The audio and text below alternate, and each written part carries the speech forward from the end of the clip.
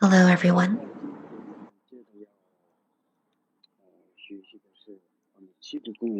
Today, we will continue with the study of the 7-limb offering, and that is the fourth, which is rejoicing. Rejoicing means that we rejoice in all of the merit, be it your own or that of others.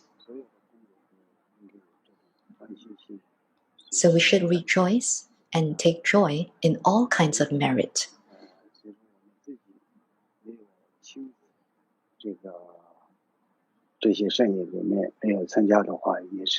Even if we don't participate in those virtuous deeds, when we rejoice in it, it will be the same as having participated in it. Therefore,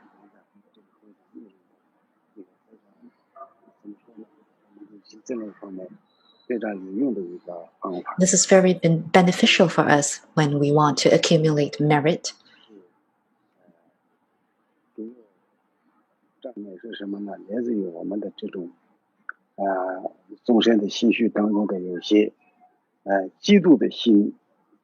Rejoicing is an antidote to jealousy that is within our mind streams. So we rejoice when we want to use it. We rejoice in order to get rid of the jealousy in our mind stream. Today over here, on page 15, unconfined by the cage of dualistic grasping, I rejoice from within the state of sameness. The meaning of these lines is, from my understanding, the reason why we are jealous of other people is because of dualism, discriminating between two, like the self and the other. So when we have this thinking of separating the self and the other, and that becomes deepened, more and more serious, then our mind will be trapped in this kind of contrivance, and we wouldn't be able to attain equanimity. So in order to rest in equanimity, then it is not possible for us to feel jealousy at all.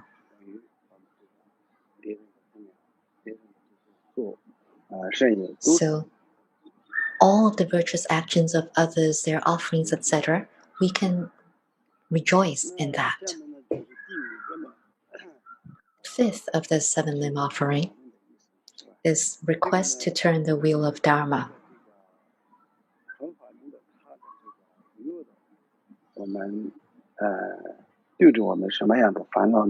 It mainly is an antidote for our ignorance. Because of our ignorance,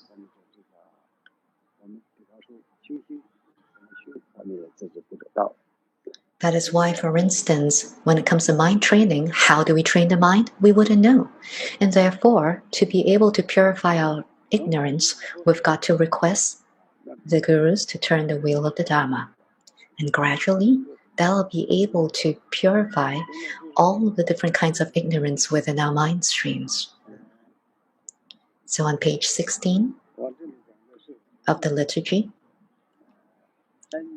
set ablaze the torch of wisdom for the sake of beings who are enveloped by the darkness of ignorance.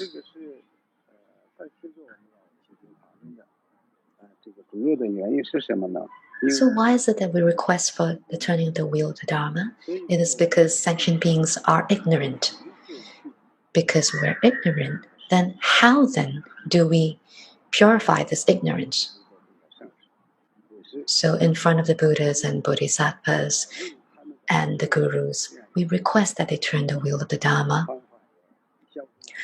We depend on their wisdom to rid ourselves of our ignorance. So in the process of learning the Dharma,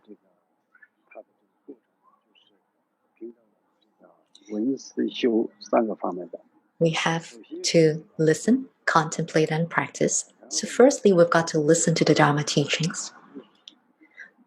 Then we've got to contemplate on the meaning of the Dharma teaching. Then we practice it in our daily lives. That is practice, isn't it? So to have wisdom from listening, contemplation, and practice, the wisdom comes from firstly, it lies in the foundation of listening to the Dharma teachings. That is why we request the gurus to turn the wheel of the Dharma.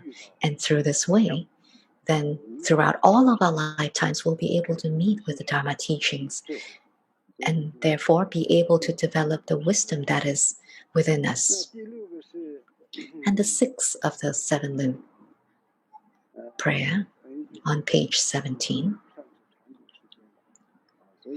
The sixth is requesting the gurus to remain for a long time. And the lines are, "May myself and others have the merit and good fortune for your life to be firm and everlasting." That is requesting the gurus to remain for a long time. And this is an antidote to all kinds of wrong views. For instance, disrespecting the guru. This will be able to purify that or be an antidote for that. Why do we need to request the gurus to remain for a long time? It is because the gurus are here for the sake of sentient beings. So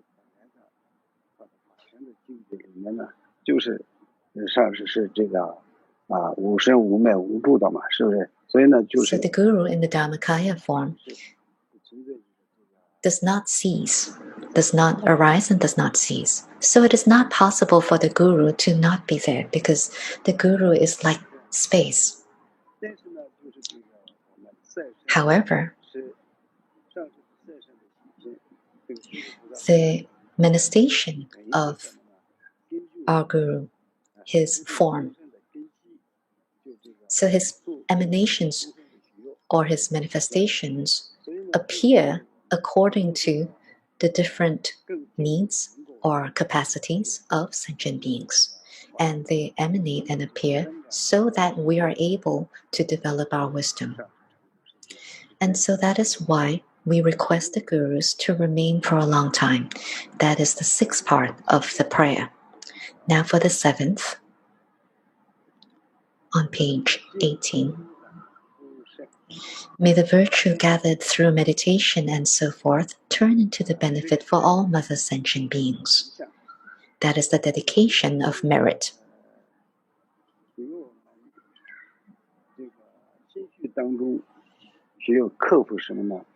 Dedication is an antidote for our attachment, our selfishness, especially for selfishness. So it's an antidote for the selfishness within our mind streams.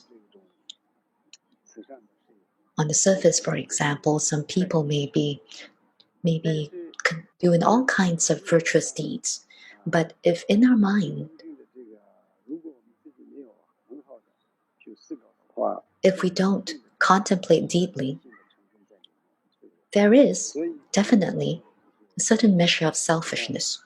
For instance, oh, today I have done this virtuous deed so that in future I can receive the results or the fruit of it. I might become rich, I might become powerful, or perhaps I'll be able to enjoy all of the good things in the human life or in the human realm. So it is possible that we might think of that. So we don't think that, you cannot really say that this mind training is purely selfish, of course. But in the process of mind training, firstly,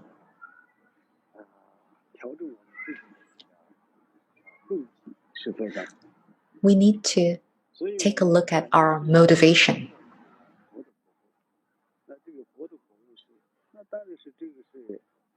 Attaining the Buddhahood, of course, is the greatest and the most precious of the results of our training.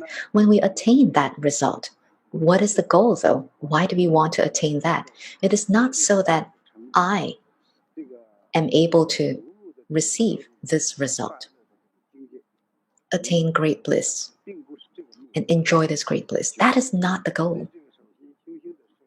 So when we're training our mind, firstly, we need to think that I want to attain Buddhahood because I want to liberate all sentient beings, all of the mother sentient beings. But now I'm just an ordinary being. I don't have the capability. Therefore,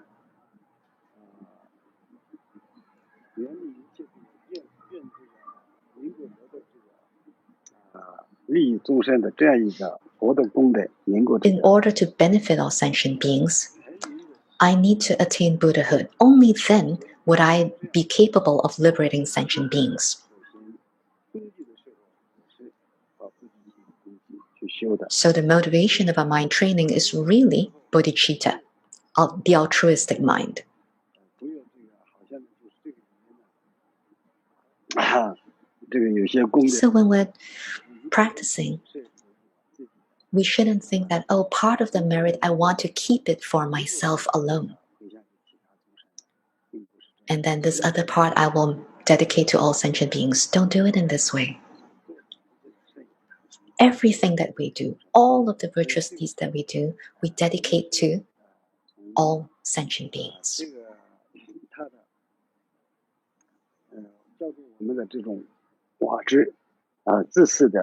So this helps in terms of purifying our self-grasping.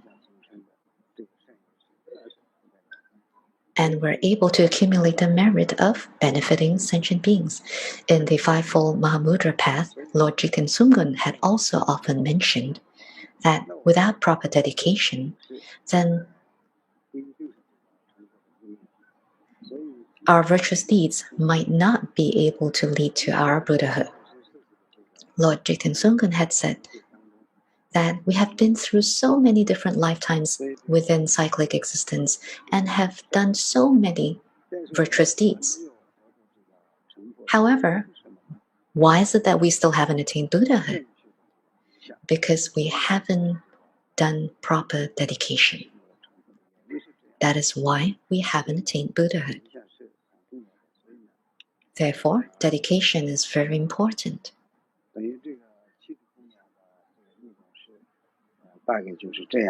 And so that is the content for the 7-limb prayer.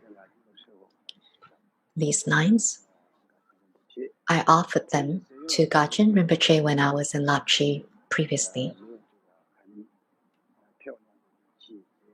Although I didn't use really beautiful language,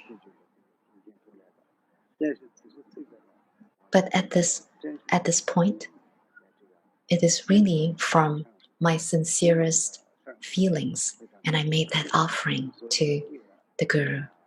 And the Guru is also really compassionate. Guru allowed me to have this opportunity to accumulate merit, and that is why he put these lines within this liturgy. So I'm deeply grateful for the Guru's compassion.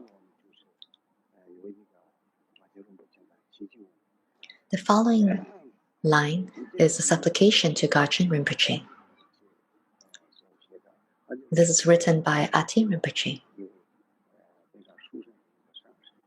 And he is a great teacher in Lapchi. And so he wrote the supplication to Garchen Rinpoche. In that supplication, on page 20, fully realized in the unfabricated Dhammakaya of self-awareness, your unconditional love pervades all beings in the universe. This is how I understand this line.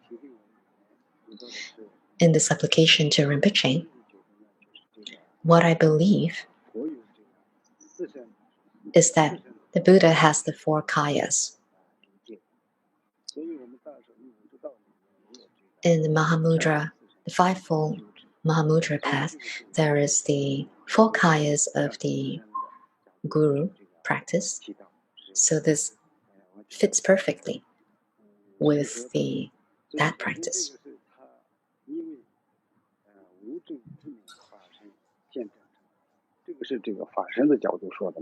So the first part refers to the Dharmakaya when it says fully realize in the unfabricated Dharmakaya of self-awareness.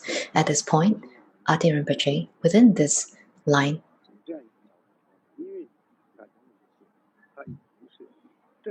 he's saying that because Garchen Rinpoche has already realized the nature of his mind, that is, he has already recognized the emptiness and clarity, the nature of the mind. That in itself is Dharmakaya. So that is why he wrote this from that point of view. And then your unconditional love pervades all beings in the universe. What this means, from my point of view, is from the emptiness, the state of emptiness, he manifests unconditional love, unconditional loving kindness and compassion that surpasses all of the loving kindness and compassion that we ordinary beings create. So this love pervades all beings in that it is equal to all.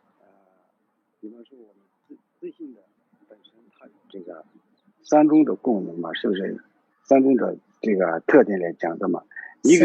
our mind has three characteristics or qualities. First is emptiness. Emptiness is Dharmakaya.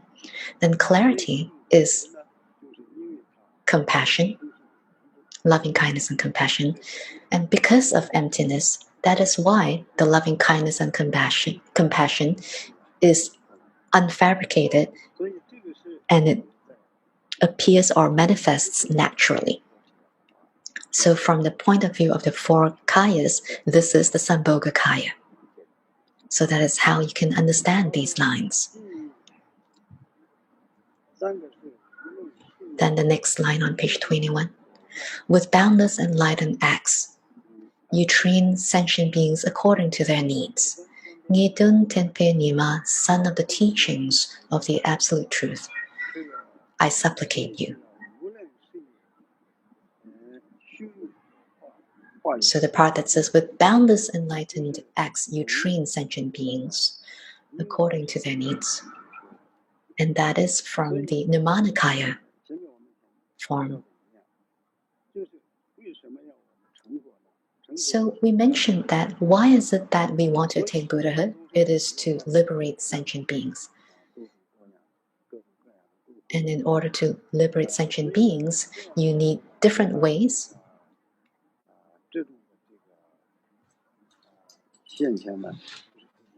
So you've got to, when you're liberating sentient beings, Guru Garchen Rinpoche appears as Nirmanakaya form in order to liberate different sentient beings. Then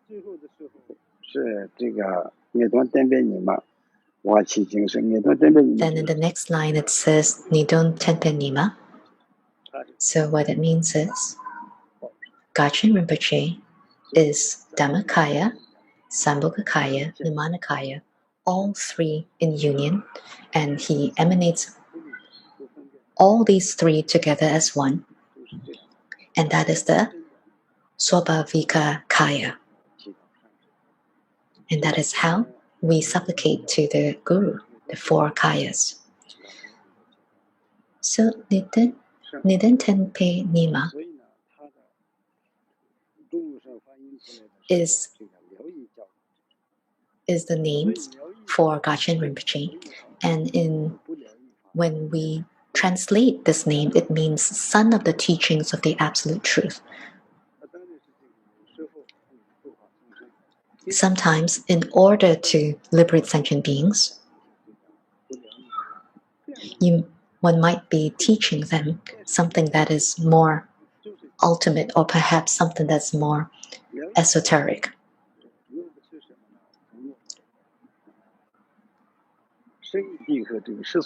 So if we think of it from the point of view of the ultimate versus the relative, we're looking at this from the ultimate perspective.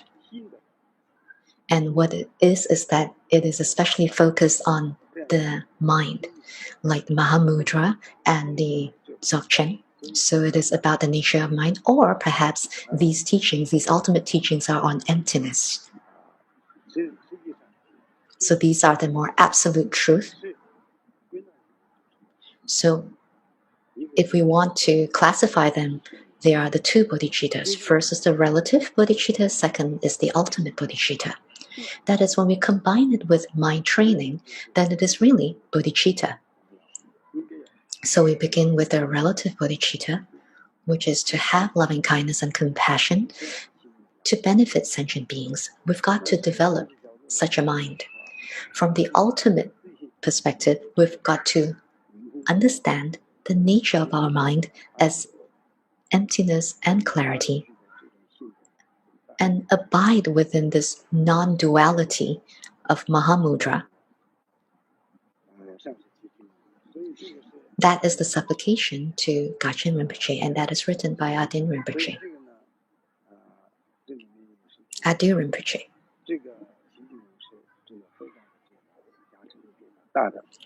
This supplication prayer has great blessings. So when we're practicing the Guru Yoga, we have to recite it 3 times or 7 times.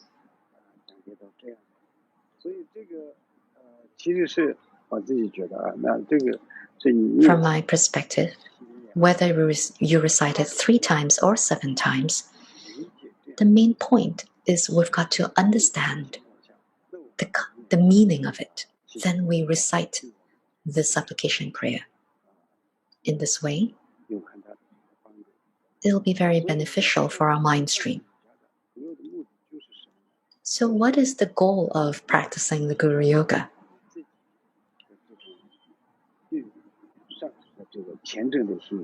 It is to increase the faith we have towards our Guru.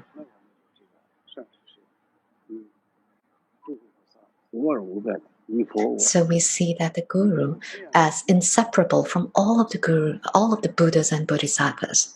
Based on such an understanding, then when we do the practice, it'll be really beneficial to us. Once you've recited these lines, we go on to the next couple of lines. And here, we visualize the Guru.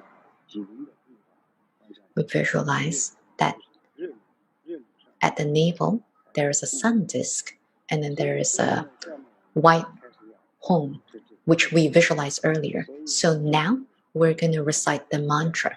And this is how we visualize when we need to recite the mantra. Page 23. At the navel upon a sun disk is the mantra garland revolving clockwise. From it, the light of emptiness and compassion radiates, makes offerings to all the Buddhas. So now, after having visualized the home syllable, then there is the mantra garland. And that is the mantra that Rinpoche had just recited. That's on page 25. So at the navel chakra, there is the mantra garland, Om Aguru Ratna Devadza Mahamudra Siddhi Palahum, and it rotates. It rotates in the clockwise way. For some, the rotation is anti-clockwise, some is clockwise. There are many different ways, but for today's visualization, that is the clockwise rotation.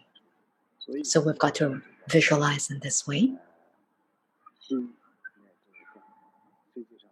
So in our mind, we visualize the mantra garland revolving clockwise.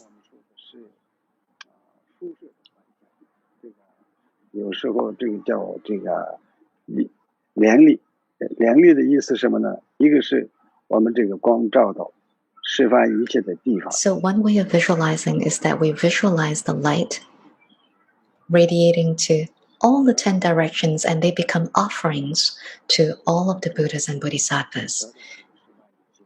And then the light returns to the mantra and receive the blessings from all of the Buddhas and Bodhisattvas from the 10 directions.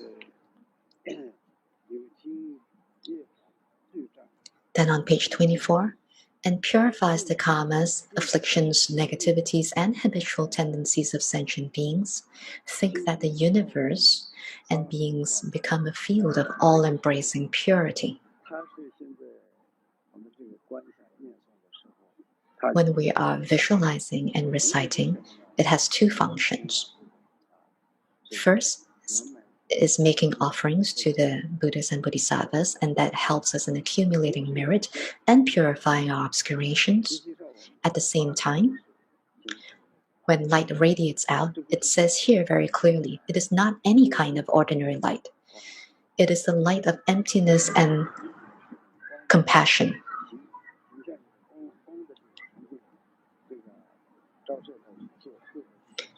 And this light radiates onto all sentient beings.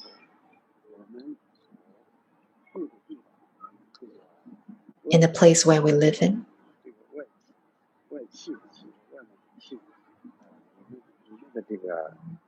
So the external phenomena, all of the sentient beings within the external world, all the beings within the 6 realms,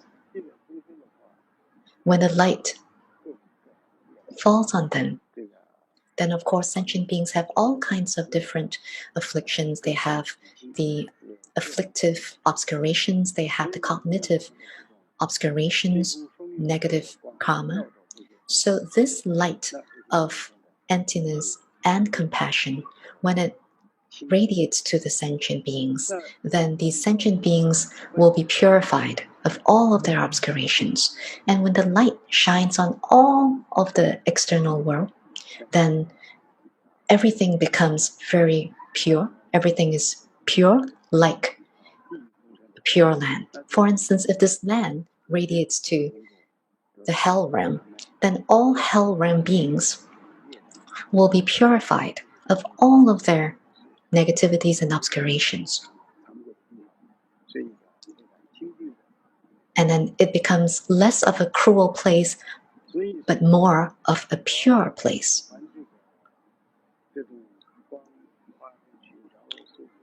So when we visualize the light radiating out and then coming back, in actual fact, that is a training for our bodhicitta, our altruistic mind. If we continuously practice or visualize in this way, then at any time, anywhere, you will have the mind to benefit others. So whenever we visualize the Buddhas and Bodhisattvas, we have respect within our mind, and that's able to increase the respect and faith in our minds. And when we visualize benefiting other sentient beings, we'll be able to increase our loving kindness and compassion. So when we visualize in this way, the light, the revolving of the mantra and the light radiating out, this is actually a skillful means of Vajrayana.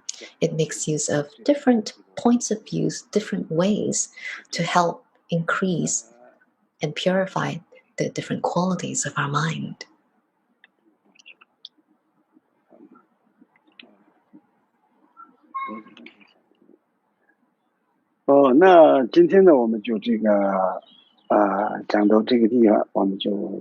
Today we'll conclude at this point. Tomorrow we will continue with the last couple of parts. That is the completion and also the dedication. That concludes today's teachings. Thank you all.